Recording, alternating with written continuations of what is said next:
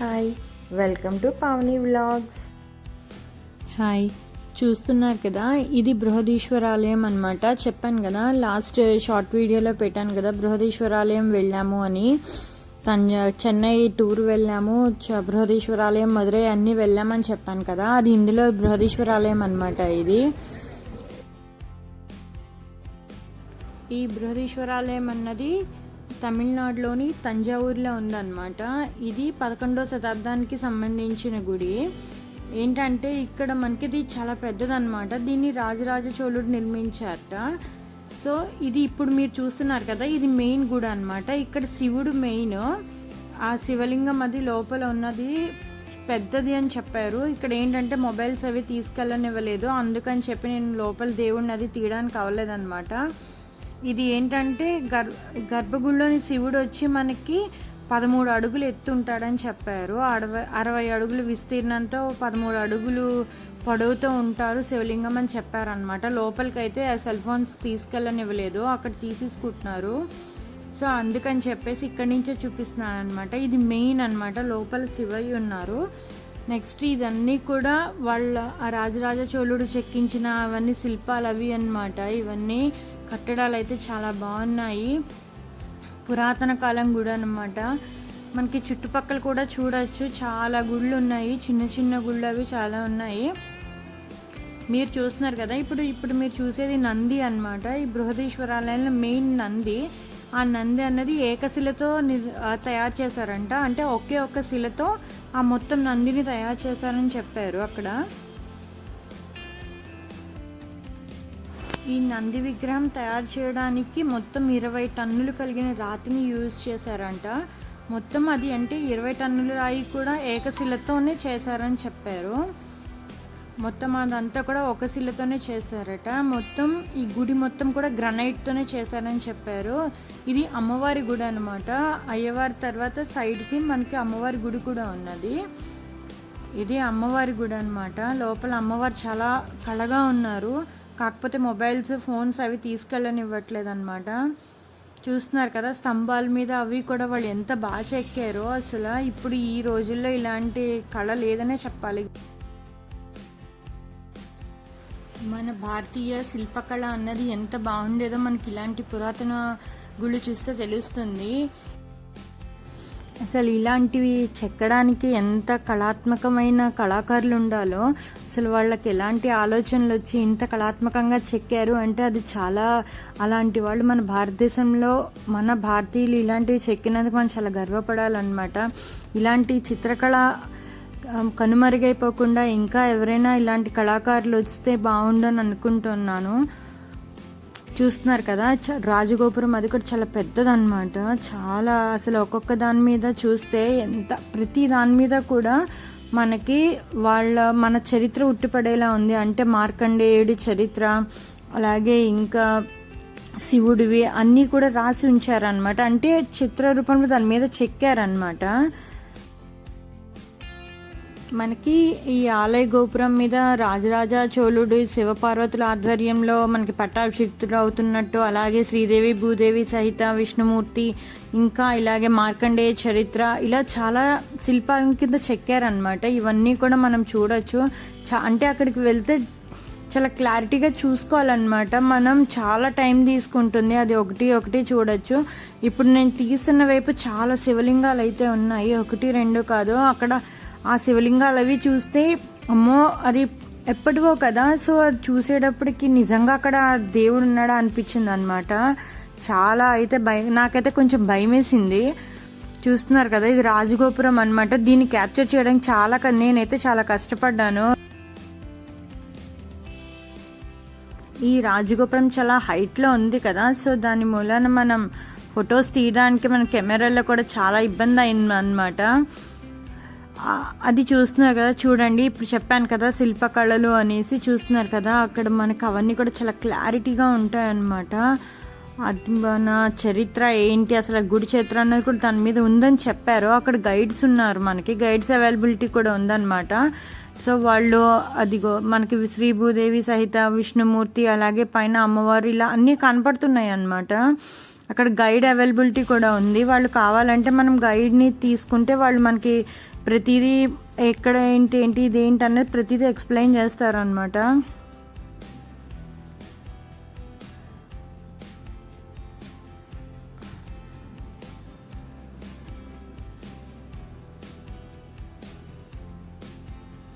Temple మొత్తం గ్రనైట్తోనే కట్టారట.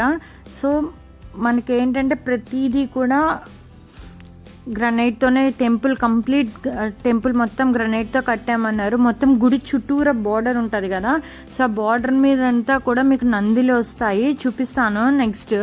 మొత్తం border అంతా కూడా నంది వస్తుంది అనమాట. నందులు ఎన్ని ఉన్నాయో నిజంగాను. అసలు ఆ నంది ఆ డైరెక్షన్స్ అలా కట్టడం అది చాలా కష్టంగా ఉంటుంది. చూస్తున్నారు కదా, అదిగో అది నందులు అనమాట. చూడండి ఎన్ని నందులు ఉన్నాయో. మొత్తం ఇలాగే టెంపుల్ చుట్టూ నేను చెప్పాను కదా శివలింగాలని, అదిగో అవేనమాట. మొత్తం ఆ చివరి నుంచి చివరి దాకా మొత్తం అన్ని శివలింగాలే.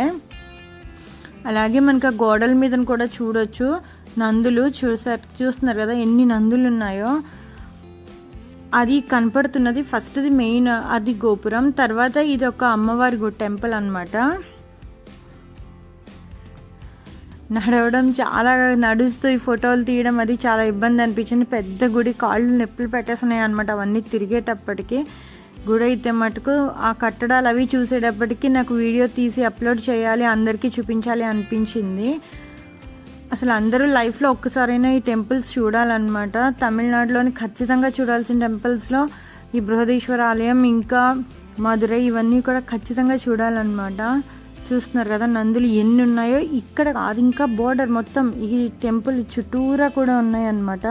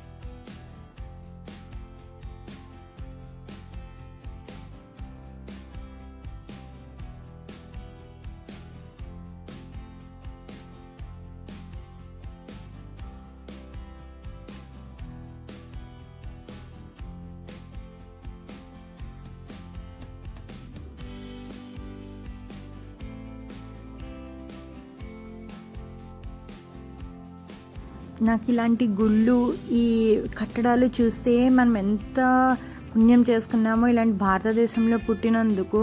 సో ఇలాంటి మంచి మంచి కట్టడాలు కట్టిన వాళ్ళు, ఇలాంటి మంచి మంచి గుళ్ళు వెలిసిన చోట మనం ఇటువంటి భారతదేశంలో పుట్టడం మనం లక్ అని చెప్పాలన్నమాట. నేనైతే చాలా గర్వంగా ఫీల్ అవుతాను.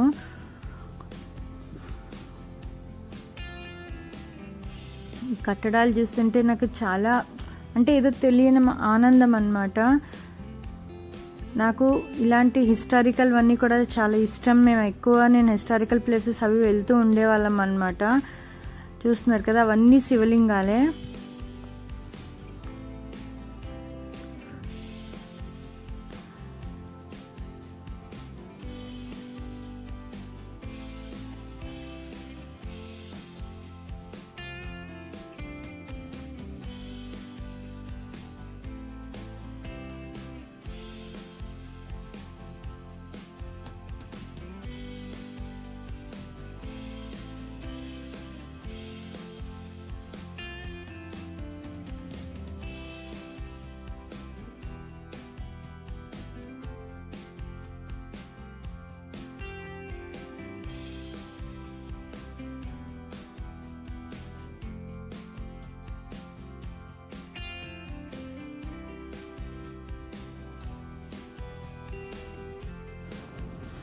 ఇంకా మనం ఈ ఆలయంలోని విగ్రహాల విషయంకి వస్తే, ఇది మెయిన్ ఈ టెంపుల్కి మెయిన్ దేవుడు వచ్చి శివుడు అనమాట.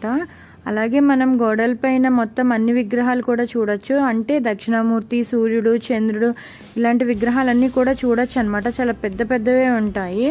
అలాగే ఈ దేవాలయంలో అష్టదిక్పాలకుల విగ్రహాలు కూడా ఉన్నాయి. ఏంటంటే మనకి అష్టదిక్పాలకులు అంటే ఇంద్రుడు, కుబేరుడు, అగ్ని, వరుణుడు, యముడు, ఇంకొకరు వచ్చి నిరుతి, ఈశానుడు అని చెప్తారనమాట. వీళ్ళందరూ కూడా ఉన్నాయన్నమాట విగ్రహాలు అక్కడ. మొత్తం అంటే మనం క్లారిటీగా ఒకటి చూసుకోవాలి. ఈ టెంపుల్ అంతా క్లారిటీగా చూడాలి అంటే మనం మార్నింగ్ వెళ్ళి లంచ్ చేసేసి వెళ్ళిపోతే ఈవినింగ్ వరకు అక్కడే ఉండొచ్చు అనమాట. అంటే క్లారిటీగా ఒకటి చూడాలంటే అంత టైం తీసుకుంటుంది. కానీ ఎవరైనా సరే లైఫ్లో ఒక్కసారైనా కూడా ఈ బృహదీశ్వర ఆలయం చూడాలన్నమాట. పిల్లలకైతే మనం మన సంస్కృతి, మన యొక్క కళాకారులు వీళ్ళన్నీ చూపించాలి అంటే ఇలాంటి టెంపుల్స్కి వాటికి తీసుకెళ్తే వాళ్ళకి ఒక మన హిస్టారికల్ ప్లేసెస్కి తీసుకెళ్ళినట్టు ఉంటుంది. అలాగే మన యొక్క భారతీయ సంస్కృతికి సంబంధించి కళాకారులు ఏంటి, వాళ్ళు ఎలా ఉండేవారు ఏంటి, మన రాజరాజ చోళుడు అంటే ఎవరు, ఇవన్నీ మన హిస్టారికల్ కూడా చెప్పడానికి ఉంటుంది అన్నమాట. ఇది కంప్లీట్ మీకు నేను సరౌండింగ్ మొత్తం చుట్టూ తిరిగి చూపించాను అనమాట. అక్కడ నందీశ్వరుడి దగ్గర మొదలుపెట్టి చుట్టూ తిరిగి ఆ నందీశ్వరుడికి మనం చుట్టూ ప్రదక్షిణ చేసి వస్తే ఇంత టైం పట్టింది అనమాట మనకి.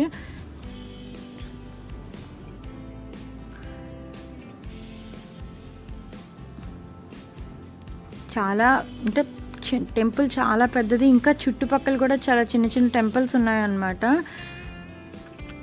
ఇది లోపలికి ఎంట్రన్స్ అయి వచ్చాం కదా, దాని అది గోపురం అన్నమాట.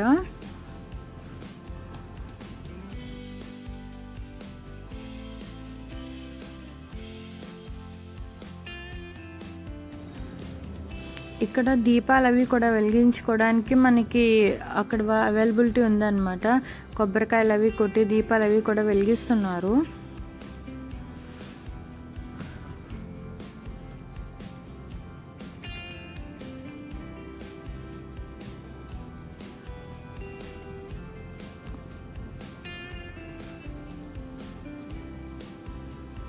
ఇప్పుడు మీరు చూసింది టెంపుల్ నుంచి లోపలికి రాగానే మనం స్ట్రైట్గా మనకి నందీశ్వరుడు కనపడతారనమాట. మనం చూసింది రైట్ సైడ్ నుంచి చూపించాను. ఇప్పుడు లెఫ్ట్ సైడ్కి వెళ్తాను. అక్కడ చూడండి, అక్కడ మనకి ఏంటంటే ఇప్పుడు ఆ లెఫ్ట్ సైడ్కి వెళ్తే మనకి వారాహి అమ్మవారి టెంపుల్ ఉంది. అలాగే ఆంజనేయ స్వామి ఉన్నారు. ఇంకా శివుడు చాలా బోల్డ్ శివుళ్ళు ఉన్నారు.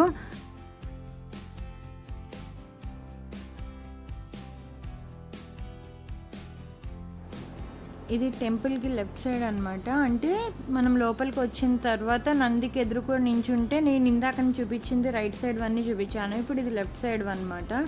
అదంతా కూడా మీకు నందులే. అక్కడ పెద్ద వృక్షం అయితే ఉంది. అది దగ్గరగా ఒక మనకి 150 ఏళ్ళు 200 ఏళ్ళ నుంచి ఉంటుంది. ఇది విసిరి చెట్టు అనుకుంటా, చెట్టు పేరైతే తెలీదు. సో అందులో దాని కిందన ఆంజనేయ స్వామి ఉన్నారనమాట మనకి.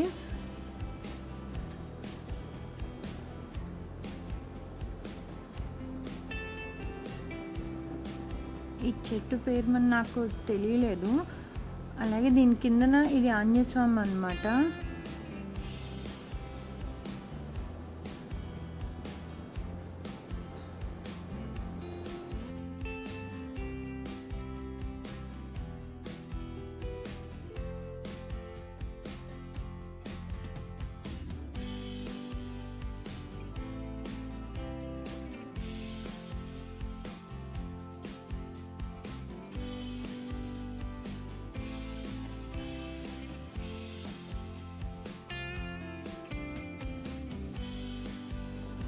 ఆ టెంపుల్ వచ్చి మనకి వారాహి అమ్మవారి టెంపుల్ అనమాట.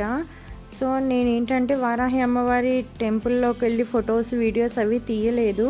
అంటే అమ్మవారివి తీయకూడదు, గుడి అన్నాక అమ్మవారు కొలువై ఉంటారు కాబట్టి ఆ అమ్మవారి ఫొటోస్ వీడియోస్ తీయొద్దు అన్నారు. సో అందుకని తీయలేదన్నమాట.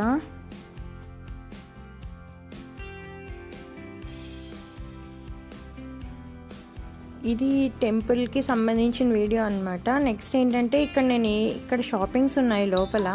సో అక్కడ నేను షాపింగ్లో ఏమిటని తీసుకున్నాను అంటే కొత్త ఇంటి కోసం అని కొన్ని తీసుకున్నాం అనమాట ఐటమ్స్.